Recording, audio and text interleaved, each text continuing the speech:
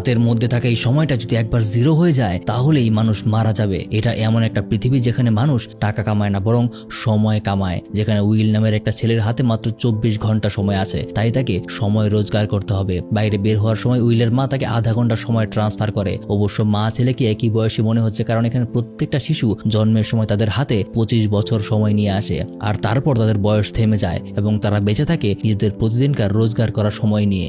তারপর উইল তার কাজে বের হয়। তাদের বর্তমান পৃথিবীতে এই সময়ের মাধ্যমেই সবকিছু হয়। কোনো কিছু কিনতে গেলে তার নির্দিষ্ট পরিমাণ সময় ট্রান্সফার করতে হয়। বিদ্যুৎ বিল, বাড়ি ভাড়া সবকিছু কিনতেই সময় দিতে হয়। আর শহরের বেশিরভাগ মানুষের হাতেই মাত্র 24 ঘন্টা করে সময় থাকে। কাজে যাওয়ার সময় উইল কারখানার বাইরে একটা মানুষকে মরে পড়ে থাকতে দেখে, কারণ তার হাতের সময় শেষ হয়ে গেছে। তারপর সেদিন কাজ শেষ করে উইল তার কাজের পারিশ্রমিক হিসেবে 24 ঘন্টা সময় নিয়ে একটা নাইট ক্লাবে চলে যায়। সেখানে হেনরি নামের একটা লোকের সাথে তার দেখা হয়। তার হাতে 116 বছর সময় আছে, যেটা এই গরিব শহরের ক্ষেত্রে অস্বাভাবিক একটা বিষয়। তবে হেনরির কথাবার্তায় বোঝা যায় এই পৃথিবীতে তার আর বাঁচার কোনো ইচ্ছা নেই। সে খুবই ডিপ্রেসড। ঠিক তখনই ক্লাবে একটা ডাকাত দল হামলা করে। তারা মানুষের কাছ থেকে সময় চুরি করে নেয়, কিন্তু হেনরি কোনো রকমে উইলকে তার সাথে নিয়ে ওখান থেকে পালিয়ে যায়। তবে সেই ডাকাত দল তবুও তাদের পিছু করতে থাকে। রাতে একটা পরিত্যক্ত বাড়িতে তারা আশ্রয় নেয়। সেখানে হেনরি তাকে এই পৃথিবীর সত্যটা জানায়। আসলে এই পৃথিবীতেও গরিব আর ধনী দুটি স্তর আছে। ধনী শ্রেণীর লোকেরা তাদের আলাদা শহর তৈরি করে রাখে, যেখানে তাদের কাছে 1000 থেকে লক্ষ বছর পর্যন্ত সময় থাকে। মূলত গরিবরা যে পরিমাণ কাজ করে তার পর্যাপ্ত পারিশ্রমিক তারা পায় না। সেগুলোর বেশিরভাগটাই সেই ধনীরা তাদের কাছ থেকে হাতিয়ে নেয়। শহরের টপ ধনীরা ব্যাংকে তাদের টাইম ক্যাপসুল জমা করে রাখে, আর সেখান থেকেই তারা লক্ষ বছর বেঁচে থাকে। আর গরিবেরা সময় না পেয়ে মারা যায়। হেনরি নিজেও সেই ধনী স্ট্যাটাস থেকেই এসেছে, কিন্তু এ সকল সত্য জানতে পেরে সে আর বেঁচে থাকতে চায় না। তাই পরদিন সকালে উইল যখন ঘুমিয়েছিল, হেনরি তার হাতে 116 বছর ট্রান্সফার করে দেয় আর নিজের হাতে 5 মিনিট রেখে একটা ব্রিজের উপর উঠে গিয়ে বসে থাকে।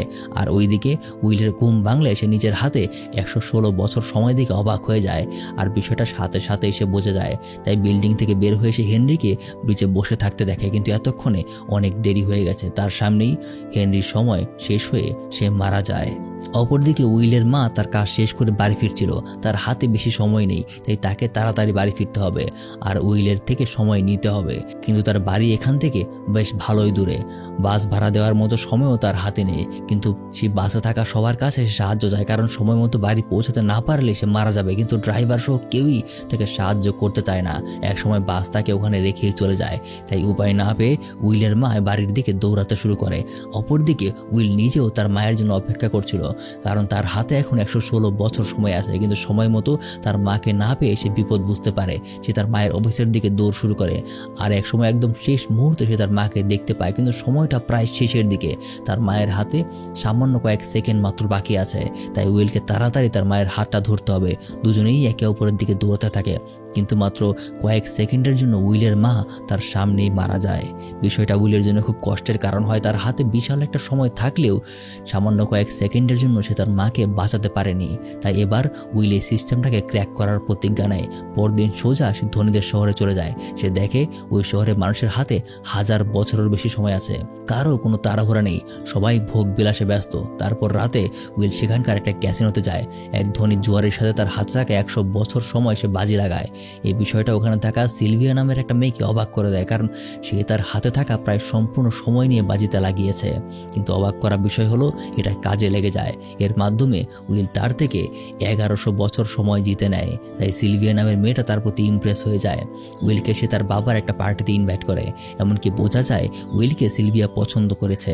তার পরদিন রাতে উইল প্রায় 70 বছর সময় খরচ করে একটা গাড়ি কিনে সেই পার্টিতে যায়, যেখানে সিলভিয়া তার মা আর তার দাদির সাথে তার পরিচয় করিয়ে দেয়। তাদের তিনজনকে দেখতে একদম সমবয়সী লাগছিল, কারণ 25 বছর বয়সের পর তাদের বয়সটা একদম থেমে যায়। এরপর সামনের কিছু ঘটনায় সিলভিয়ার সাথে উইলের একটা ভালো আন্ডারস্ট্যান্ডিং তৈরি হয়। দুজনে একে অপরের সাথে খুব ঘনিষ্ঠ সময় কাটায়। মূলত উইল ইচ্ছা করেই সিলভিয়াকে তার প্রেমে ফেলার চেষ্টা করছে, আর সেটা কাজেও লেগে যায়। তবে সেই রাতেই ওখানে একটা ঝামেলা তৈরি হয়। উইলের এমন হঠাৎ ধনী হয়ে যাওয়ার বিষয়টা শহরের টাইমকিপার, সহজ ভাষায় বলতে গেলে পুলিশদের চোখে পড়ে যায়। তারা উইলের এই টাইমটাকে ব্ল্যাক টাইম বলে তাকে গ্রেফতার করতে এসেছে। কিন্তু উইল সুযোগ বুঝে সিলভিয়াকে জিম্মি করে নেয় এবং তাকে মেরে ফেলার হুমকিতে তাদের হাত থেকে সে সিলভিয়াকে নিয়ে পালিয়ে যায়। উইল তাকে নিয়ে আবারও তার শহরে ফিরে আসে, কিন্তু রাস্তায় তাদের একটা অ্যাক্সিডেন্ট হয়ে যায়। আর জ্ঞান ফিরলে সে দেখতে পায় কেউ তাদের হাত থেকে প্রায় সমস্ত সময় চুরি করে নিয়ে গেছে আর তাদের হাতে মাত্র আধা ঘন্টা সময় আছে। অবশ্য সিলভিয়া উইলের উপর রাগ হয়ে আছে, কিন্তু তবুও হাতে সময় নেই বলে দুজনে একসাথে সময় খুঁজতে বের হয়। উইল প্রথমেই তার বন্ধুর বাড়িতে যায়, কিন্তু জানতে পারে সময় শেষ হয়ে যাওয়ার কারণে নাকি 2 দিন আগেই তার বন্ধু মারা গিয়েছে। তাই সাথে সাথেই তারা শহরের একটা ব্ল্যাক মার্কেটে যায় আর ওখানে সিলভিয়ার ডায়মন্ড রিং বিক্রি করে তারা 2 দিনের সময় কিনে নেয়।